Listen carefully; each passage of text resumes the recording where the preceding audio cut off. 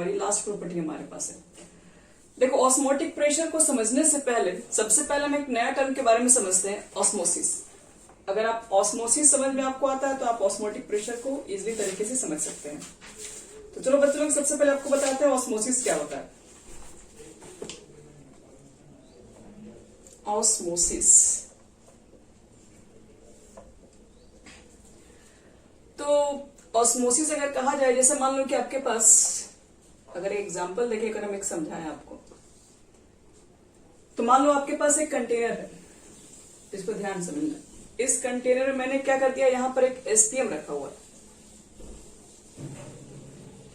अब कहेंगे एसपीएम क्या होता है? एसपीएम का फुल फॉर्म आपके पास है semi permeable membrane. Semi permeable membrane को कहा जाता है एसपीएम। और एसपीएम में क्या होता है? एसपीएम में अलाउ ओनली सॉल्वेंट मॉलिक्यूल्स, ध्यान रखिएगा, ओनली सॉल्वेंट मॉलिक्यूल्स। एसपीएम क्या होता है ना, एक तरीके का झिल्ली होता है, एकदम पतला सा, उसके अंदर छोटे छोटे होल्स होते हैं। और इतने छोटे छोटे होल्स होते हैं, हम लोग को तो आंख से दिखेगा नहीं, उसमें सिर्फ और सिर्फ सॉल्वेंट मॉलिक्यूल्स ही सिर्फ पास हो सकते हैं, सॉलिड मॉलिक्यूल्स को ये पास नहीं होने देंगे। ध्यान रखना, वही आपके पास क्या होता है, एसपीएम होता है। तो जैसे मान लो कि मैंने क्या कर दिया कि एक कंटेनर में, ठीक है, मैंने एक बीच में एक एसपीएम रख दिया हुआ है, और इस एसपीएम के लेफ्ट साइड हमने क्या भर दिया है, तो इस एसपीएम के लेफ्ट साइड मान लो कि आपने किसी का सॉल्यूशन लिया, जैसे मान लो कि हम बोल सकते हैं कि इसके अंदर मैंने डाइल्यूट सॉल्यूशन ले लिया। डाइल्यूट सॉल्यूशन है हमारे पास। डाइल्यूट सॉल्यूशन में क्या होता है, सॉल्वेंट की क्वांटिटी हाई होगी। डाइल्यूट सॉल्यूशन किसी का भी ले सकते हो, कॉपर सल्फेट का ही ले लो, जिसका लेना ले सकते हो। तो डाइल्यूट सॉल्यूशन में क्या होता है, सॉल्वेंट क्वांटिटी हाई होती है, सॉल्वेंट हाई होगा, सॉल्वेंट इसमें ज्यादा होगा। और इसके जो राइट हैंड साइड है, यानी कि कंटेनर के राइट हैंड साइड एसपीएम की जो राइट होगा, इसमें आपको क्या भरना है, ये डाइल्यूट सॉल्यूशन है, यहां भर दो आप concentration solution, concentrated solution. Concentrated आप कॉपर सल्फेट ले सकते हो। अगर कॉन्सेंट्रेटेड लेके चल रहे हो तो जाहिर सी बात है कि यहां पर सॉल्वेंट मॉलिक्यूल कम होगा और हाई क्या होगा इसमें, तो सॉल्ट मॉलिक्यूल्स, यानी कि सीयू बोल सकते हो। कॉपर का कॉन्सेंट्रेशन, यहाँ पे कॉपर सल्फेट का कॉन्सेंट्रेशन ज्यादा है और वाटर का कॉन्सेंट्रेशन क्या है, बहुत कम होगा। आपने बीच में एसपीएम रख दिया है, ये आपका एसपीएम है। अब देखो एसपीएम क्या करता है, एसपीएम के अंदर छोटे छोटे बहुत सा होल्स होते हैं जिसपे सिर्फ और सिर्फ सॉल्वेंट मॉलिक्यूल्स पास हो सकती है। तो सॉल्वेंट मॉलिक्यूल्स किसमें से किधर पास होगा, तो जिसमें ज्यादा होगा तो वहां से स्टार्ट हो, क्योंकि एसपीएम से सिर्फ सॉल्वेंट ही पास हो सकता है। तो इसमें भी सॉल्वेंट प्रेजेंट है और इसमें भी सॉल्वेंट प्रेजेंट है, लेकिन इसमें सॉल्वेंट की क्वांटिटी ज्यादा है, इसमें सॉल्वेंट की क्वांटिटी कम है। तो जाहिर सी बात है कि जिसमें सॉल्वेंट की क्वांटिटी ज्यादा है वो उसमें से स्टार्ट होगा और इधर पास होना चलेगा, मतलब इसमें भी ये पास होना स्टार्ट हो जाएगा। सॉल्वेंट मॉलिक्यूल इधर ज्यादा है, एक साइड से कम है। खुद से देखो, जैसे मान लो अगर इस तरीके से मान लो कि हम बीच में एक ऐसा सेटअप तैयार करें, इसके अंदर भी सॉल्वेंट भरे और इसके अंदर भी, दोनों के अंदर सॉल्वेंट है, किसी में क्वांटिटी इतनी है और किसी में क्वांटिटी मान के चलिए इतना ज्यादा है, सॉल्वेंट की क्वांटिटी ज्यादा है, तो जाहिर सी बात है ना कि अब ये वाली क्वांटिटी यहां से निकल के इसमें जाएगी, इसकी तो ऑलरेडी कम है। मान लीजिए यहां तक भी अगर रहेगा तो ये मॉलिक्यूल सब यहां से निकल के इसमें आएगी और तब तक आती रहेंगी जब तक कि दोनों का बैलेंस नहीं हो जाए, तब तक कि एक दूसरे में एंट्री करते रहेंगी। तो बोल सकते हैं कि यहाँ पर जैसे आप एसपीएम लगा देते हैं, ठीक है, दोनों सॉल्यूशन के बीच में, तो इस एसपीएम से क्या होगा, इस एसपीएम से जिसमें सॉल्वेंट मॉलिक्यूल ज्यादा होगा, क्योंकि तो सिर्फ सॉल्वेंट मॉलिक्यूल को अलाउ करता है, तो सिर्फ सॉल्वेंट मॉलिक्यूल को बोलेगा कि अपने से पास हुआ देगा, मतलब इसमें से इसको पास कर सकता है। तो सॉल्वेंट मॉलिक्यूल जिधर ज्यादा होगा, कम की तरफ क्या होगा, पास होना स्टार्ट होगा। और यही क्या कहते हैं, इसी प्रोसेस का नाम होता है क्या, ऑस्मोसिस। ऑस्मोसिस क्या होता है, स्पॉन्टेनियस मेथड है। ये मेथड हमको कुछ करना नहीं है, मैंने एक एसपीएम रख दिया और यहाँ पे दो सॉल्यूशन को पुट कर दिया है। अब ये सॉल्यूशन के अंदर जो सॉल्वेंट मॉलिक्यूल का जो पास होना है एक दूसरे में, मतलब बोल सकते हैं कि सॉल्वेंट मॉलिक्यूल कहाँ पास हो रहा है, तो डाइल्यूट से पास हो रहा है कॉन्सेंट्रेशन के अंदर, कॉन्सेंट्रेटेड सॉल्यूशन के अंदर पास हो रहा है। तो ये जो प्रोसेस हो रहा है, ये प्रोसेस खुद से हो रहा है। तो इस तरह का बोल सकते हैं प्रोसेस को स्पॉन्टेनियस प्रोसेस कहा जाता है इसको। तो अगर कहा जाए कि ऑस्मोसिस का डेफिनेशन बताओ, तो बोलोगे the spontaneous flow of solvent molecule, the spontaneous flow of solvent molecule from a dilute solution to concentrated solution. बस इतना ही डेफिनेशन है और कुछ नहीं है। तो देखो, अगर मान लो कि लिखा जाए ऑस्मोसिस के बारे में 2 लाइन, क्योंकि ऑस्मोसिस समझेंगे तभी तो ऑस्मोटिक प्रेशर भी समझ में आएगा। तो देखिए इसके लिए क्या लिखेंगे, द स्पॉन्टेनियस, स्पॉन्टेनियस का मतलब होता है बच्चे लोग जो आप काम अपने आप हो रहा हो। द स्पॉन्टेनियस फ्लो ऑफ, किसका फ्लो होना है यहाँ पे, तो सॉल्वेंट मॉलिक्यूल, सॉल्वेंट मॉलिक्यूल का खुद से जो फ्लो होना है, कहां से, तो फ्रॉम डाइल्यूट सॉल्यूशन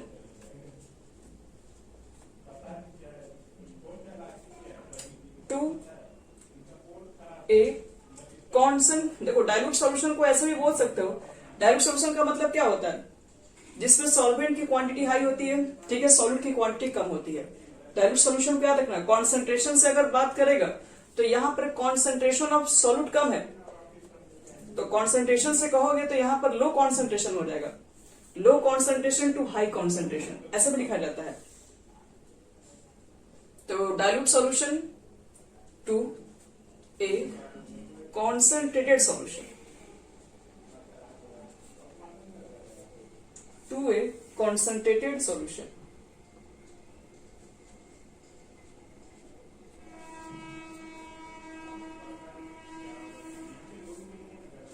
या फिर बुक में आप कभी कभी देखेंगे कि इसी प्रोसेस को कहते हैं, is called osmosis.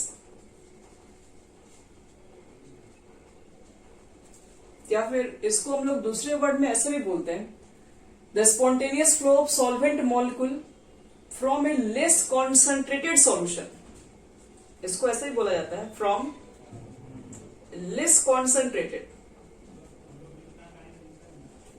Solution to a higher concentrated solution, to a higher concentrated solution. Less concentration का मतलब क्या हुआ, अब देख रहे हैं कि इसमें कॉन्सेंट्रेशन कहने का मतलब बच्चा, मेरा मतलब ये होता है कि सॉल्यूट की क्वांटिटी कम प्रेजेंट है, सॉल्यूट की क्वांटिटी कम प्रेजेंट है तो बोलेंगे कॉन्सेंट्रेशन कम है। तो इसलिए यहां पर क्या है, सॉल्यूट की क्वांटिटी कम है तो लो कॉन्सेंट्रेशन है, यहां पर सॉल्यूट की क्वांटिटी ज्यादा है तो हायर कॉन्सेंट्रेशन है। तो ऐसे ही बोल सकते हो, the spontaneous flow of solvent molecule from lesser concentration solution to higher concentration solution, या फिर dilute solution to concentrated solutions, ऐसे ही बोला जा सकता है। तो इसी प्रोसेस को नाम दिया गया है ऑस्मोसिस। चलो ऑस्मोसिस तो हो गया हमारा कंप्लीट। ऑस्मोसिस के बाद देखो अब क्या करेंगे, हम लोग को सीखना है ऑस्मोटिक प्रेशर क्या होता है। तो देखिए ऑस्मोटिक प्रेशर को कैसे डिफाइन, तो बहुत सिंपल है। अब कहा जाए कि जो ऑस्मोसिस होता है, ऑस्मोसिस ये क्या हो रहा है कि अब देखो डाइल्यूट सॉल्यूशन से सॉल्वेंट निकल के इसमें चला जा रहा है, तो ये जो वाटर मॉलिक्यूल्स यहाँ जो प्रेजेंट है, जो इसमें आ रहा है, हम चाहते हैं ये चीज इसमें नहीं आए, आना बंद कर दे। तो ये आना कैसे बंद हो जाएगा, ये जो सॉल्वेंट मॉलिक्यूल का फ्लो तो होगा ही, जिसमें वाटर कम है एक में वाटर ज्यादा है, तो जाहिर सी बात है इसमें वाटर नहीं पास होता है, तो फ्लो होना तो स्टार्ट होगा ही होगा। लेकिन हम चाहते हैं कि फ्लो होना बंद हो जाए, स्टार्ट ही ना हो, तो ये अपने आप नहीं बंद होगा। इसको बंद करने के लिए आपको कुछ ना कुछ प्रेशर लगाना पड़ता है और उसी को ऑस्मोटिक प्रेशर कहते हैं। ऑस्मोटिक प्रेशर का मतलब होता है कि आपके पास वैसा प्रोसेस जो ऑस्मोटिक या जो ऑस्मोसिस को स्टॉप कर सके। The pressure which is required to stop osmosis is called osmotic pressure. तो देखो इसमें जनरली होता क्या है वो बता रहे हो। देखो सबसे पहले काम क्या करना है यहाँ पे, आप सबसे पहले ले लीजिए यहाँ पर कॉन्सेंट्रेटेड सॉल्यूशन ले लो, ठीक है। और यहाँ पर कॉन्सेंट्रेशन सॉल्यूशन लेने के बाद आप मेजर कर लो इसका प्रेशर क्या है, प्रेशर निकाल दो पहले। तो हम यहाँ पर मान लो कि बैरोमीटर लगा देंगे, बैरोमीटर नहीं, एक हम लोग मान लो कि मरकरी रख देंगे इसके अंदर, और मरकरी जितना ऊपर वेपराइज होगा, वेपराइज जितना ये ऊपर उठ जाएगा, तो हम लोग बोलेंगे कि हाँ इतना प्रेशर लगा रही है। तो इसलिए हम लोग क्या करते हैं, प्रेशर को मेजर कर लेते हैं। यहाँ प्रेशर को पहले कर दो रिकॉर्ड, जितना प्रेशर रहा होगा पहले से, अभी फ्लो नहीं हुआ, फ्लो होने से पहले, मतलब इसको भी नहीं भरना है, अभी इसको नहीं रखना है, ठीक है। यहाँ पर आप चेक कर लीजिए कि यहाँ पर इसका पहले का प्रेशर क्या रहा होगा। तो मान लो इसका कुछ पहले का हम प्रेशर निकाल दिए, यहाँ पर निकालने का बहुत सारा मेजर होता है, बहुत सारा तरीका होता है निकालने का। तो जितना मान लो कि पहले कितना था हम लोग मेजर कर ले स्टार्टिंग का, उसके बाद क्या कर रहे हैं, उसके बाद ये इसमें फ्लो होना स्टार्ट हो रहा है, स्टार्ट हो रहा है, स्टार्ट हो रहा है, स्टार्ट हो रहा है, स्टार्ट हो रहा है। जब दोनों का कॉन्सेंट, जब दोनों का तुम्हारे पास कह रहे हैं कि दोनों में जब वाटर की क्वांटिटी सेम हो गई तो जाके रुक जा रहा होगा। तो रुकने के बाद का प्रेशर चेक कर लो कितना हो रहा है। तो रुकने के बाद जब हम प्रेशर मेजर किए तो मालूम चला कुछ इतना आया। पहले निकाले तो कुछ और था, बाद में निकाले तो कुछ और आ गया। तो अब हम लोग क्या कर देंगे, प्रेशर रिकॉर्ड कर लिए। हम लोग प्रेशर रिकॉर्ड कर लिए कि ये इसमें जब इतना आ रहा है, इतना एंट्री कर रहा है, ठीक है, उतना ही प्रेशर अब हम क्या कर रहे हैं, सॉल्यूशन के ऊपर अप्लाई करके रखेंगे। जैसे यहाँ देखिए, एक नया आप सेटअप लेंगे, यहाँ पर फिर से वही एसपीएम लगा के रखेंगे। फिर यहाँ पे डाइल्यूट सॉल्यूशन है, यहाँ पर कॉन्सेंट्रेटेड सॉल्यूशन है, तो फ्लो फिर से होना स्टार्ट हो जाएगा। लेकिन इस बार क्या करेंगे हम लोग, जब इसके अंदर ये फ्लो हो रहा था, फाइनली टोटल फ्लो हो गया, तो उसके बाद हमने देखा कि इतना प्रेशर रिक्वायर्ड हुआ और उतना प्रेशर हम पहले से इसके ऊपर लगा के रखेंगे। इसके ऊपर प्रेशर, उतना दबाव बना के रखेंगे। किसी पिस्टन थ्रो क्या कर देंगे, इसके ऊपर हम लोग प्रेशर लगा देंगे। अब यहाँ पर प्रेशर अगर ज्यादा आप लगा के रखेंगे तब यहाँ से सॉल्वेंट मॉलिक्यूल्स इसके अंदर एंट्री ही नहीं ले पाएगा, क्योंकि इसमें क्या था, प्रेशर डिफरेंस था, ऑस्मोटिक प्रेशर डिफरेंस था। यहाँ पर प्रेशर क्या था, इसमें देख रहे हैं कि प्रेशर हमारे पास कम था, यहाँ प्रेशर सॉल्वेंट का ज्यादा था, इसलिए हायर मॉलिक्यूल से कम के पास वो पहुंच रहा था। तो कब तक पहुंच रहा था हमने सब देख लिया, सारा वाटर मॉलिक्यूल जब यहाँ पर आ गया तो हमने प्रेशर को रिकॉर्ड कर लिया। वहां पे यहाँ पर इतना में फ्लो हो रहा है, पहले कितना था, बाद का कितना था निकाल लिए, और दोनों के बीच का प्रेशर जितना था हम यहाँ पर रिकॉर्ड लगा दिए। अब प्रेशर यहाँ पर उतना लगाने के बाद अब जिसकी वजह से ये फ्लो हो रहा था, प्रेशर कम था इसकी वजह से फ्लो हो रहा था, अब यहाँ पर देखें कि और ज्यादा प्रेशर अप्लाई कर दिया गया। तब जब दोनों तरफ का जब प्रेशर सेम रहेगा तो फिर तो ये फ्लो होना काम कर बंद कर देगा। यहाँ से तो फ्लो होना ही बंद कर देगा। जब फ्लो होना बंद कर देगा तो जितना आपने प्रेशर लगा के रखा ताकि ऑस्मोसिस को बंद करवा दिया, इसी का प्रेशर का नाम होता है ऑस्मोटिक प्रेशर। तो एक लाइन सिंपल सा बोल सकते हैं कि ऑस्मोसिस को रोकने के लिए आप जो भी प्रेशर यूज कर रहे हैं उसी को नाम दिया गया है ऑस्मोटिक प्रेशर। बोलो।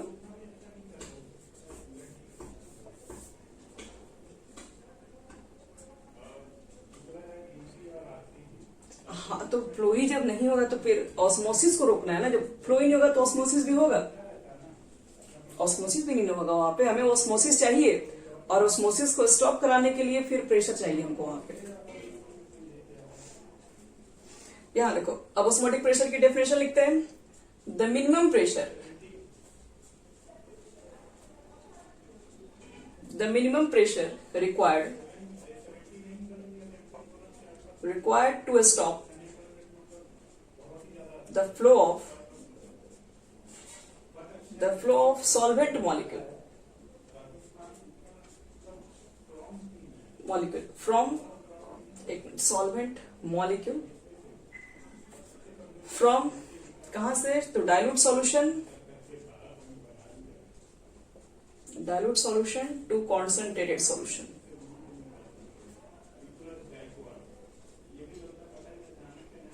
Is called osmotic pressure.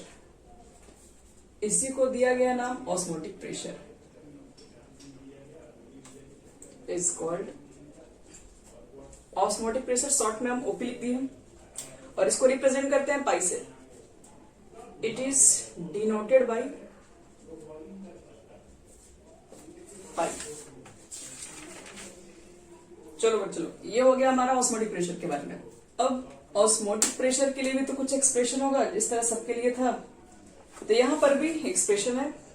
लेकिन थोड़ा सा हम यहाँ पर एसपीएम के बारे में थोड़ा जान लेते हैं, फिर उसके बाद इसके एक्सप्रेशन को भी निकाल देते हैं।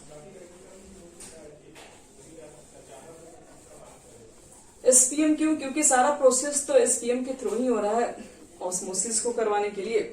तो ये एसपीएम के बारे में 2 लाइन लिख लिया जाए। एसपीएम का तो पहले फुल फॉर्म लिख लेना, सेमी परमिएबल मेम्ब्रेन होता है। तो सेमी परमिएबल मेम्ब्रेन क्या होता है, तो एक ऐसा मेम्ब्रेन जिसमें सिर्फ और सिर्फ सॉल्वेंट मॉलिक्यूल्स पास की जा सके। तो बोल सकते हैं semi permeable membrane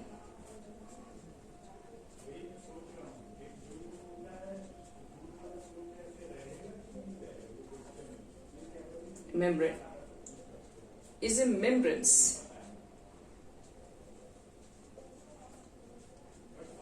that allow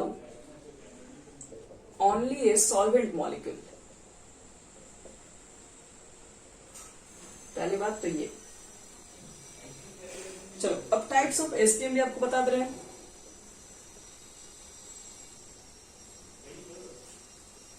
देखिए एसपीएम के जो टाइप्स होते हैं वो दो तरीके की होती हैं। फर्स्ट हमारे पास होता है नेचुरल एसपीएम। नेचुरल एसपीएम जिसको बनाया नहीं गया हो, जो नेचर से मिला हो। तो जो वेजिटेबल मेम्ब्रेन होता है, वेजिटेबल मेम्ब्रेन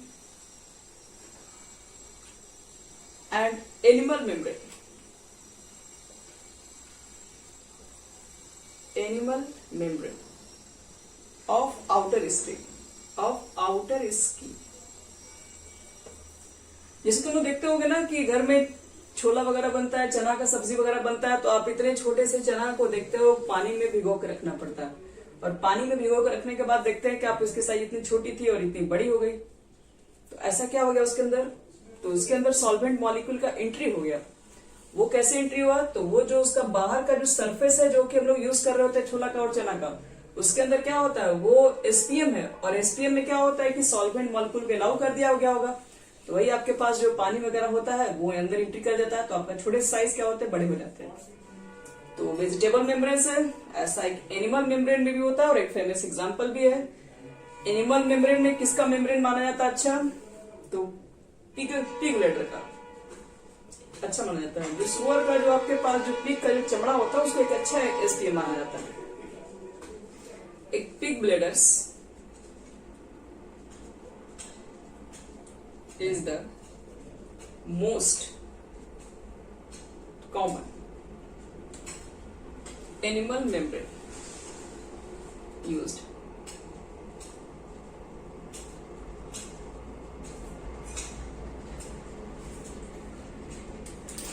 चलो ये तो नेचुरल एसपीएम है। अब आर्टिफिशियल एसपीएम भी देख लेते हैं। आर्टिफिशियल एसपीएम में कौन से एग्जांपल्स है?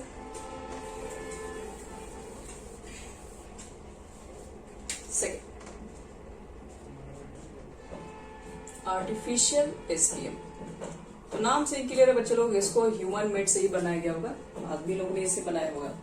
तो ऐसा कौन कौन इसमें है? तो एक होता है पर्चमेंट पेपर,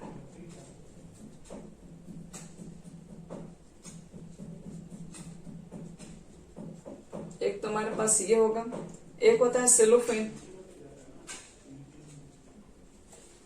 और एक होता है आपके पास है जिसको फेमस है, बार बार इसी को कहता है कॉपर फेरोसाइनेट। ये एक इनऑर्गेनिक सब्सटेंस से तैयार किया गया है, copper फेरोसाइनेट।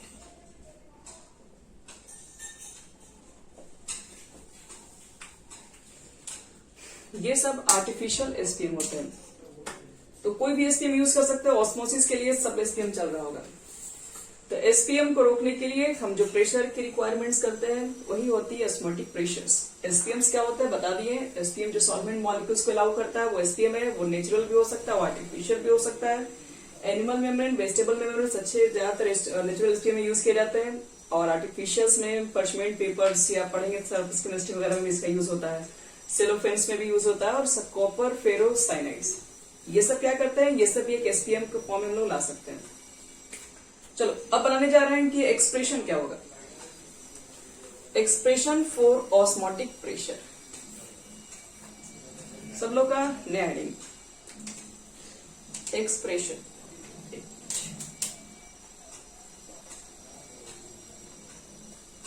Expression for osmotic pressure.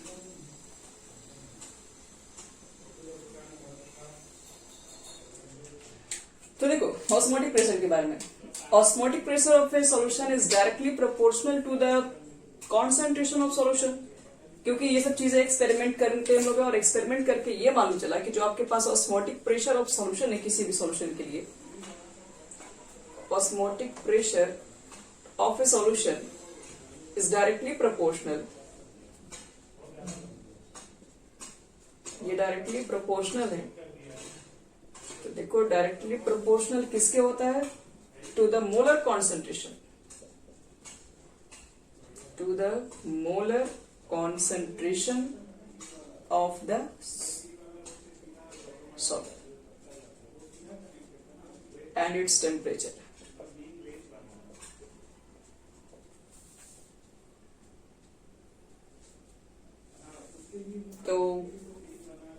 मतलब ये है पाई आपके पास है, और पाई क्या होता है, डायरेक्टली प्रोपोर्शनल मोलर कॉन्सेंट्रेशन, यानी कॉन्सेंट्रेशन ऑफ सॉल्यूशन कर दो, सॉल्यूट से ज्यादा अच्छा रहेगा। सॉल्यूशन मोलर, जब कॉन्सेंट्रेशन लिखी दिए तो समझ में आ गया सॉल्यूट के बारे में ही बात कर रहे हैं। तो पाई डायरेक्टली प्रोपोर्शनल होता है कॉन्सेंट्रेशन ऑफ सॉल्यूशन, ठीक है।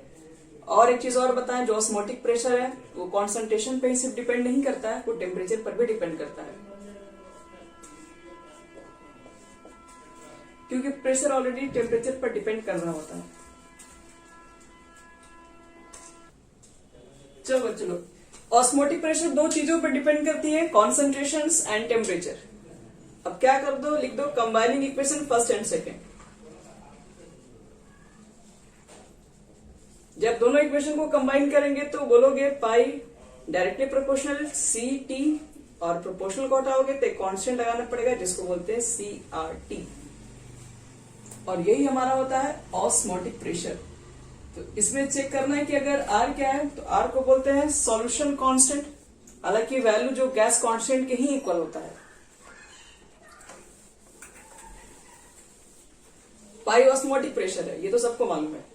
सी होता है कॉन्सेंट्रेशन ऑफ सॉल्यूशन, टी है टेम्परेचर, सबको पता है। आर क्या यहाँ पर है, आर होता है गैस कांस्टेंट, तो गैस कांस्टेंट नहीं लिखेंगे यहाँ पर, सॉल्यूशन कांस्टेंट लिखेंगे।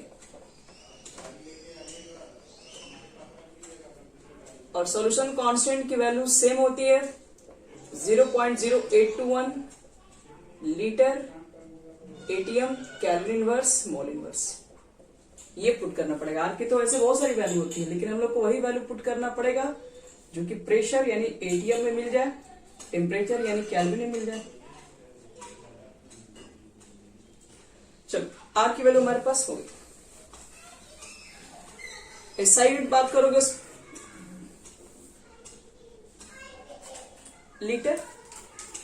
Litre ATM calorie inverse mole inverse. अगर मान लो मुझे ऑस्मोटिक प्रेशर से कैलकुलेट करने के लिए कह दिया जाए कि आप मॉलिक्यूलर वेट कैलकुलेट कर लो, तो देखो ऑस्मोटिक प्रेशर से मॉलिक्यूलर वेट को कैसे कैलकुलेट कर सकते हैं हम लोग। तो पाई को पाई रखिए, और कॉन्सेंट्रेशन इज इक्वल टू क्या होता है, कॉन्सेंट्रेशन का दूसरा नाम होता है मोलारिटी, याद रखना दोनों एक ही चीज है। तो ये भी होता है एन अपॉन वी, या लिख देना since C is equal to n by V होता है। तो करना क्या बच्चे लोग, तुम लोग को निकालना है molecular weight. Molecular weight determination करना है ऑस्मोटिक प्रेशर से, कोई बहुत बड़ी बात नहीं है। ये है मोल्स, ये है वॉल्यूम। मोल्स को लिख सकते हैं given mass by molar mass, weight of solute molar mass of solute. यहां पर वी आपके पास है, सॉरी यहाँ पे आरटी ही रहेगा और आरटी रहेगा। आपको मोलर मास ऑफ सॉल्यूट निकालना है, तो यानी एम चाहिए, तो एम इज इक्वल टू निकाल देना डब्ल्यू आर टी, और बटे में हो जाएगा पाई भी। तो इसी न्यूमेरिकल से, इसी एक्सप्रेशन से लोग न्यूमेरिकल वगैरह सब बना सकते हैं। अगर डायरेक्टली कॉन्सेंट, हाँ बोलिए, ये सेकंड लेंगे। सी का वैल्यू पुट करती है। सी का वैल्यू क्या होता है, कॉन्सेंट्रेशन इज इक्वल टू होता है मोल्स बटे में वॉल्यूम। कॉन्सेंट्रेशन को ही मोलारिटी कहते हैं, तो सी की जगह पर एन बाई भी पुट कर दिए हम लोग, बाकी सब कुछ सेम उतार दिए। और ये तुम्हारा है मोल्स, और मोल इज इक्वल टू क्या होता है, given mass by molar mass. तो वही given mass by molar mass लिखे हैं, ऊपर आरटी पहले से ही था और नीचे ये भी था, और एम की वैल्यू निकाल दिए, एम को यहां भेज के पाई को नीचे ला दिए। तो यही हमारे पास है बच्चे लोग इक्वेशन। और अगर हम इसको अगर यहां से मल्टीप्लाई कर दिए रहते हैं तो पाई भी इज इक्वल टू हो जाता है एनआरटी। इसको वांट ऑफ डायल्यूशन इक्वेशन कहते हैं।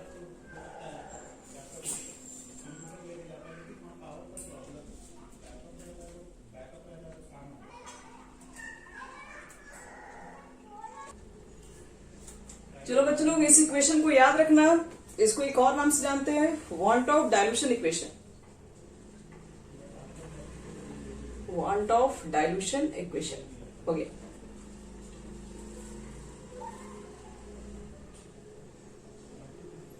तो ये हमारा हो गया ऑस्मोटिक प्रेशर के लिए एक्सप्रेशन।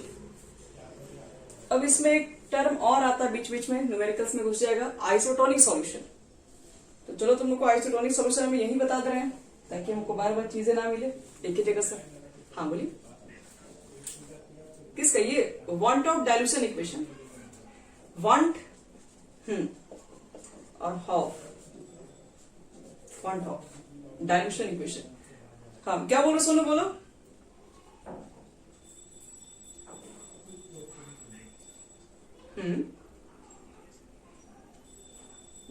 ऑस्मोटिक प्रेशर, नहीं ये सिंपल इक्वेशन मिल जाएगा। हाँ जैसे कि आइडियल गैस इक्वेशन याद है, P is equal to nRT था, तो P प्रेशर था, V वॉल्यूम था। देखो तो एक चीज नहीं दिख रहा है, V is equal to nRT यानी P is equal to nRT, तो वो आइडियल गैस था। और ये वांट ऑफ क्योंकि ये सॉल्यूशन के लिए फॉर्मूला निकाला गया है, ठीक है, और वो गैसेस के लिए था, तो कुछ खास नहीं है, ये अपने नाम से रख दिए, यही खोज किए, तो क्या करोगे।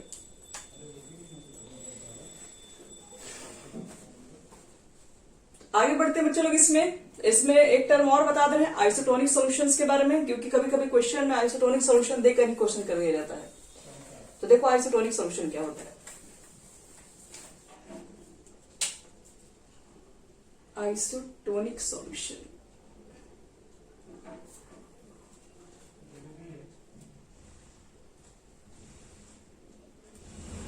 देखो ISOTONIC,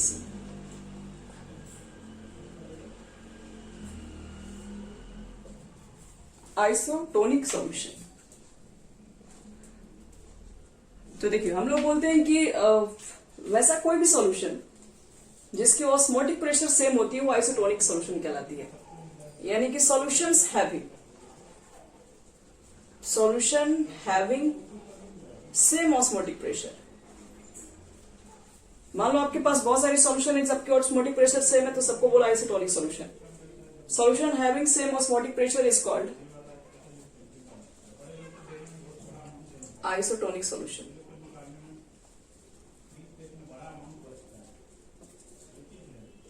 कौन सा, तो मान लो कि आपके पास एक सॉल्यूशन फर्स्ट है जिसका ऑस्मोटिक प्रेशर π1 है, दूसरा सॉल्यूशन आपने लिया, मान लो उसका ऑस्मोटिक प्रेशर π2 है, तो अगर ये सॉल्यूशन अगर आइसोटोनिक है तो एक लाइन क्लियर है कि आइसोटोनिक सॉल्यूशन के लिए क्या लिख देंगे, π1 और π2 इक्वल होगा। अगर π1 पy2 इक्वल होगा तो π1 की जगह पर क्या लिखेंगे, C1R T1 C2R T2। और सपोज करो कि टेम्परेचर में कभी कभी क्वेश्चन में इक्वल नहीं दिया रहता, लगभग एट कांस्टेंट टेम्परेचर नहीं दिया रहेगा बच्चे लोग, तो टेम्परेचर ही पुट कर देना। तो क्या होगा, आर तो दोनों में सेम ही निकलेगा, कांस्टेंट है, टेम्परेचर भी कांस्टेंट हो गया, तो C1 is equal to C2। अब C1 के बदले में क्या लिखते हैं, N बाई V लिखते हैं, N1 बाई V1 लिखोगे और N2 बाई V2 लिखोगे, और N की जगह पर क्या लिखोगे, मोल्स है, तो W बटे में M, तो N1 के लिख रहे हो तो W बटे में M1 V1 लिख दो, और W बटे में M2 इंटू V2 लिख दो। तो ये भी हमारा एक आइसोटोनिक सॉल्यूशन जब भी क्वेश्चन में कहेगा तो उसके एक्सप्रेशंस को, उसके न्यूमेरिकल्स को हम लोग इस फॉर्मूला में रख के बना सकते हैं, ध्यान रखना।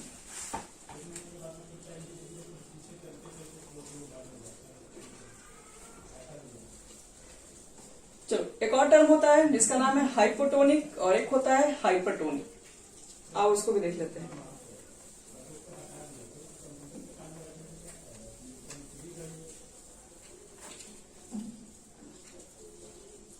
हाइपोटोनिक सॉल्यूशन,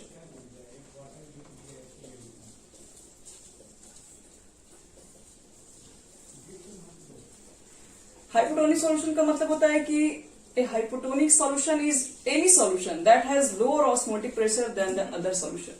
जैसे मान लो कि ये सॉल्यूशन फर्स्ट है, ये सॉल्यूशन सेकंड है, अगर दोनों का ऑस्मोटिक प्रेशर सेम है तो जाहिर सी बात है क्या बोलेंगे, हाई ये ऑस्मोटिक प्रेशर करेंगे आइसोटोनिक सॉल्यूशन। लेकिन अगर मान लो कि दोनों का ऑस्मोटिक प्रेशर सेम नहीं है तो किसी का कम होगा, किसी का ज्यादा होगा, किसी का ऑस्मोटिक प्रेशर कम होगा, किसी का ज्यादा निकल के आएगा। तो मान लो कि इसका कम आ गया, ठीक है, तो इसका कम होगा तो हम लोग क्या करेंगे, कहेंगे कि इस तरह का ये जो सॉल्यूशन है किसी दूसरे से कंपेयर में किया गया तो इसकी ऑस्मोटिक प्रेशर कम आई है, तो ये जो सॉल्यूशन होगा इसको हाइपोटोनिक सॉल्यूशन कहेंगे। और ये वाला जो सोल्यूशन होगा कि जिसका ऑस्मोटिक प्रेशर एक दूसरे से कंपेयर में ज्यादा ही है, तो ये तुम्हारा हो गया हाइपरटोनिक सॉल्यूशन। तो देखो हाइपोटोनिक के लिए क्या लिखते हैं, दोनों इक्वल है तो आइसोटोनिक, दोनों इक्वल नहीं है तो या तो हाइपोटोनिक होगा या तो हाइपरटोनिक होगा। हाँ बोले। देखो अगर मान लो कि दोनों में ऑस्मोटिक प्रेशर सेम होगा तो क्लियर है ना, आइसोटोनिक होगा। अब अगर मान लो कि दोनों में अगर सेम नहीं है तो हो सकता है ना किसी एक का ज्यादा होगा किसी एक का कम होगा, इक्वल नहीं है तो हम मान लेते हैं कि इसका ऑस्मोटिक प्रेशर ज्यादा है और इसकी ऑस्मोटिक प्रेशर कम है। तो अगर जिसमें ऑस्मोटिक प्रेशर याद रखिए कम आएगा एक दूसरे के रिस्पेक्ट में, कम का मतलब क्या है, किससे तुलना कर रहे हैं तभी तो मालूम चल रहा है कम है, तो एक दूसरे के कम एक दूसरे के रिस्पेक्ट में अगर इसकी ऑस्मोटिक प्रेशर कम निकल के आएगी तो उसको बोलेंगे हम लोग हाइपोटोनिक सॉल्यूशन, और जिसकी ज्यादा निकल के आएगी एक दूसरे के कंपेयर में तो वो हाइपरटोनिक होगा। इक्वल हो गया तो ऑस्मोटिक। इसका हम डेफिनेशन लिखवा दे रहे, मान ली भूल जाइएगा, लिखते रहे। लिखो तो a hypotonic solution, a hypotonic solution is any solution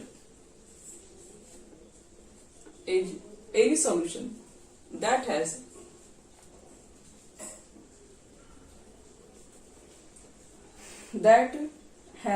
a lower osmotic pressure, than another solution,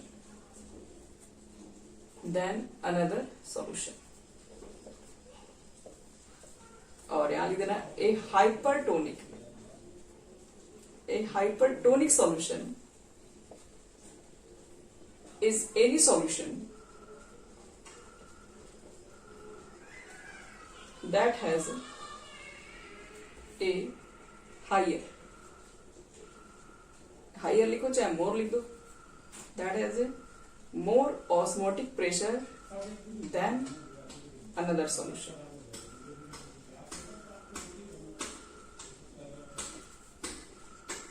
ध्यान रखना, हाइपोटोनिक कम वाले को, हाइपरटोनिक ज्यादा वाले को। चलो अब इसमें कुछ आपको नोट्स भी बता दे रहे हैं। कभी कभी क्वेश्चन एमसीक्यू वगैरह में पूछ लिया जाता है, सीबीएसई में एक दो बार क्वेश्चन ये डायरेक्टली ही पूछ लिया गया है।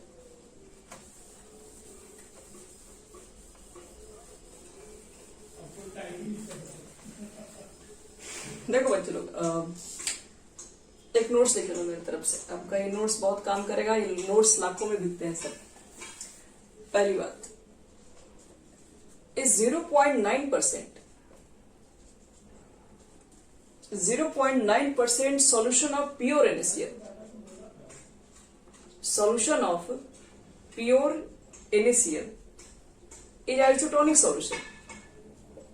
is isotonic solution माना जाता है।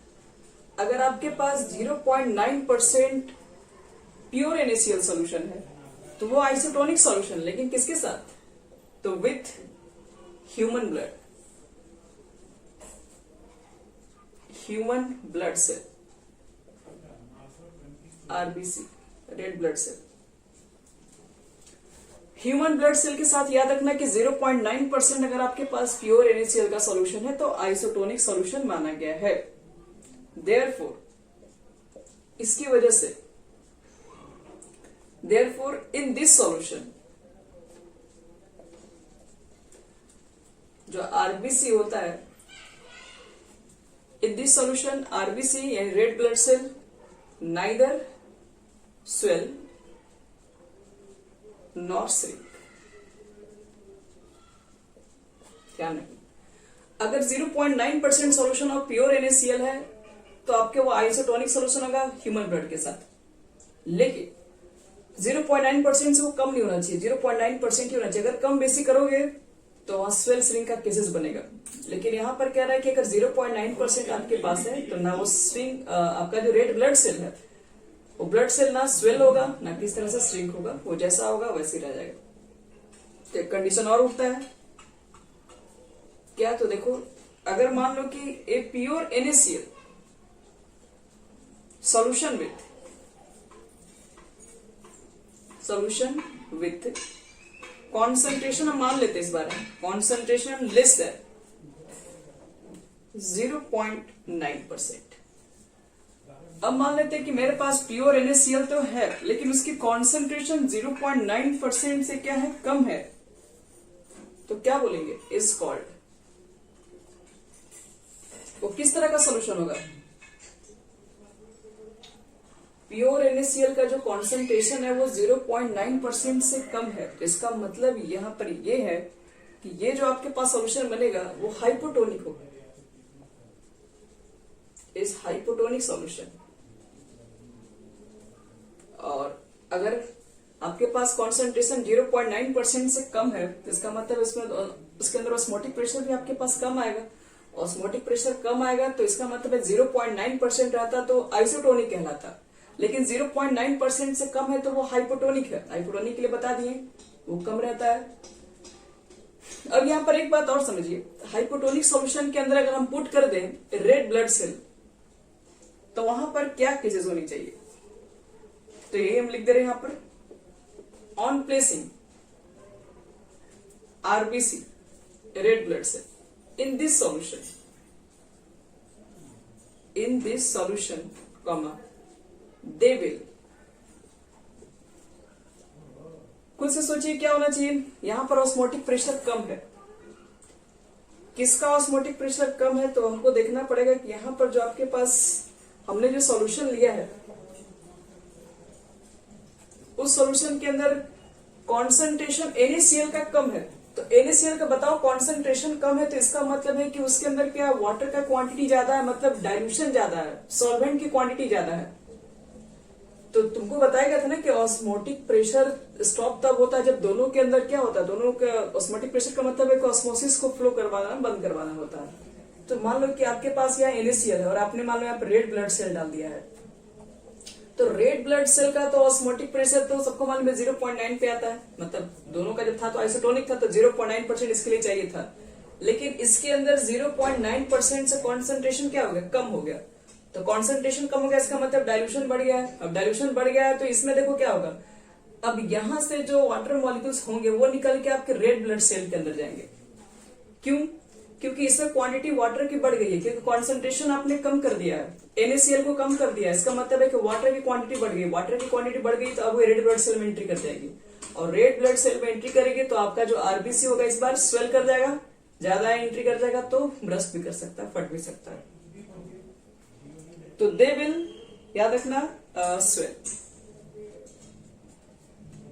एंड इवन ब्रस्ट भी कर सकता है। ये बहुत बार क्वेश्चन कंपटीशन एग्जामिनेशन में भी किया गया है कि आपके पास इस सॉल्यूशन पुट कर दे तो RBC के ऊपर क्या इफेक्ट होगा। और एक चीज आप और भी समझ सकते हैं इसके अंदर, अगर एक प्योर NaCl सॉल्यूशन को हम लोग क्या कर सकते हैं, मोर देन 0.9 कॉन्सेंट्रेशन सॉल्यूशन में रखेंगे तो पहले सॉल्यूशन का नाम क्या होगा और उसके बाद उस कंडीशन में क्या होगा।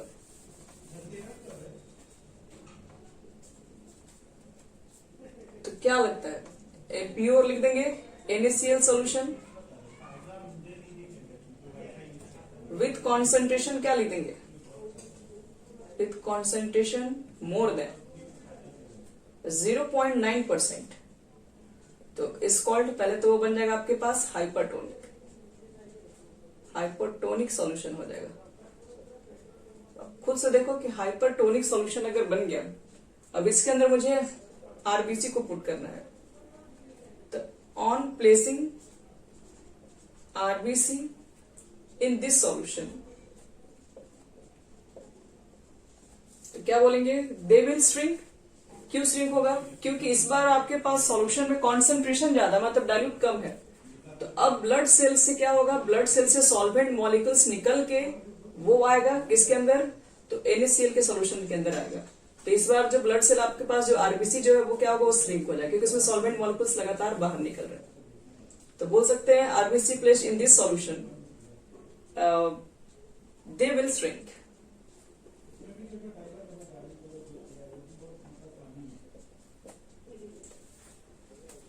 तो ये तीनों नोट्स बहुत इंपॉर्टेंट नोट्स थे, ध्यान रखना इसके अंदर।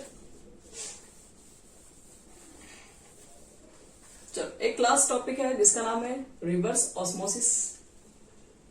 आज तो इसके अंदर इतने सारे टॉपिक ही थे कि न्यूमेरिकल्स बनाने में बहुत टाइम लग गया। रिवर्स ऑस्मोसिस,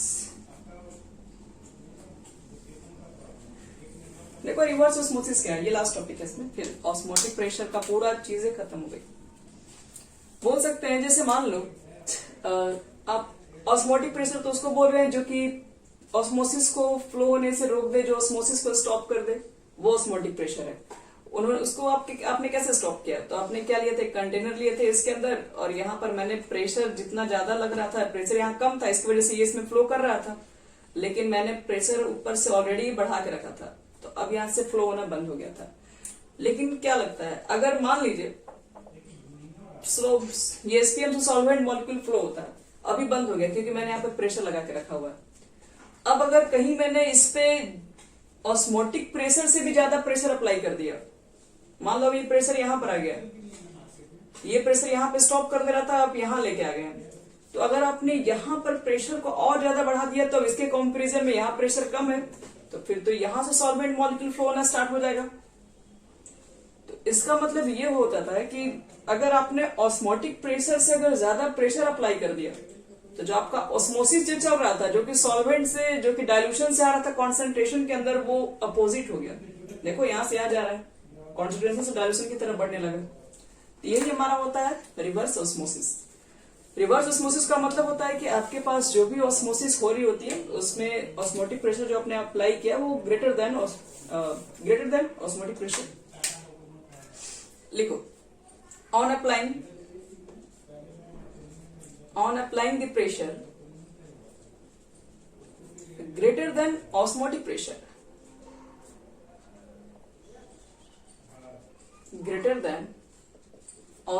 pressure, हम लोग जो प्रेशर अप्लाई करेंगे, अगर वो प्रेशर अगर ऑस्मोटिक प्रेशर से अगर ज्यादा होगा,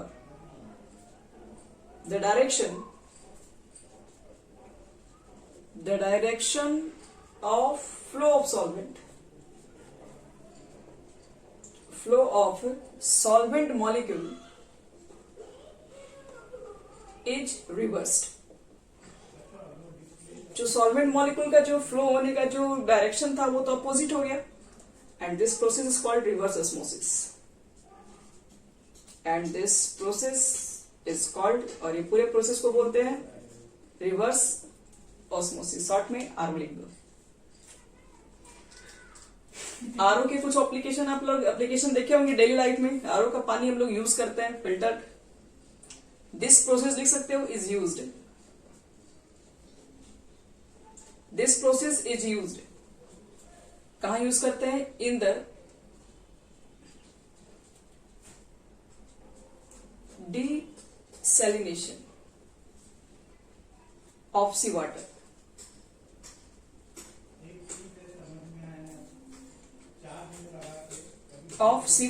That is removal of salt from seawater. Desalination का मतलब क्या होता है, removal of salt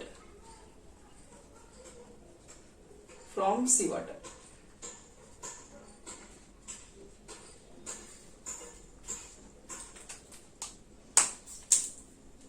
अब मान लीजिए कि समुद्र में जाओगे तो वहां पे तो पानी पीने लायक तो वो नहीं रहता, उसमें तो नमक बहुत ज्यादा हाई रहता है। अब उसमें क्या करना पड़ेगा, उसको पीने लायक पानी कैसे बनाएंगे आप, तो पीने लायक पानी बनाने के लिए एक सेटअप तैयार करना पड़ेगा आपको। सेटअप कैसे तैयार करना पड़ता है, तो एक फिल्टर वगैरह हम लोग यूज करते हैं। देखो एक ऐसा सेटअप मान लीजिए बना कर रखो, ठीक है, और यहां पर आपने मान लीजिए आपने एसपीएम लगा के रखा हुआ है, सपोज यहां पर प्योर वाटर है बच्चे लोग, प्योर वाटर, और यहां पर आपने जो समुद्र का पानी लेके आओ, सी वाटर यहां रखा है आपने। सी वाटर के अंदर क्या है, सी वाटर के अंदर कॉन्सेंट्रेशन ज्यादा है, NaCl भी प्रेजेंट है, प्योर वाटर के अंदर तो नहीं है, मतलब एसपीएम के थ्रू तो यहां से वाटर निकल के यहां आएंगे। लेकिन हम लोग भी चला गए, हम लोग क्या करेंगे, ऑस्मोटिक प्रेशर लगा देंगे, तुरंत लगा देंगे, और ऑस्मोटिक प्रेशर लगाने के बाद ये फ्लो होना बंद हो जाएगा। अब देखो दिमाग हम लोग क्या लगाएंगे, ऑस्मोटिक प्रेशर से ज्यादा प्रेशर अप्लाई करेंगे इस पर। अगर अब ऑस्मोटिक प्रेशर से ज्यादा प्रेशर अप्लाई करोगे तो अब क्या होगा, अब यहां से इसमें का जो वाटर मॉलिक्यूल से, सी वाटर का जो वाटर मॉलिक्यूल से वो निकल के इसमें पास हो जाएगा। तो इस तरीके से आपको वाटर मिल जाएगा, यहां से फ्लो होना वाटर का स्टार्ट हो जाएगा। तो इसलिए सी वाटर से भी हम लोग क्या कर सकते हैं, वाटर निकालते हैं, और यही प्रोसेस को आरओ बोलते हैं। और आरओ से देखोगे आजकल हम लोग फिल्टर वगैरह यूज करते हैं। आरओ पानी आदमी पीता है आजकल डेट में।